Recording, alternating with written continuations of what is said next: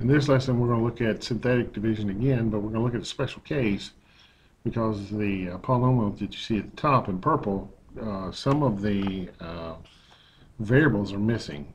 Specifically in the top one, x to the fourth is not present, x cubed is not present. So we have to account for these missing coefficients when we do synthetic division. I've taken the space below the purple and written in red the actual polynomial associated with the one you see at the top. Notice the x to the fourth and x to the third term have a zero coefficient. Normally when things have a zero coefficient, we don't write those variables in exponents. Just like when we have a 1 coefficient, we typically don't write the 1, we just write the variable. So in this case, the red part is the long form of the purple part that you see. And notice that we have 2 zeros in the middle that we have to take into account when doing synthetic division.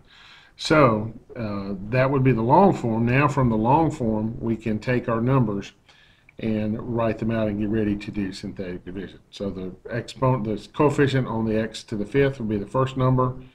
1, x to the fourth is 0, x cubed 0, x squared is minus 3, x is 1, and then the x to the 0 is negative 2. Now, a number at the top in the binomial is negative 2. Remember to change the sign, so that becomes a 2. So we're going to do synthetic division, bring your 1 down to the bottom, and then start multiplying by a 2. So 1 times 2 is 2. 0 plus 2 would be 2. 2 times 2 is 4. 0 plus 4 would be 4. 2 times 4 is 8. 8 minus 3 is 5. 2 times 5 is 10. 10 plus 1 is 11.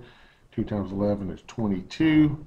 22 minus 2 is 20. So in this case, the number 2 is not a factor. What is the answer to our division, synthetic division?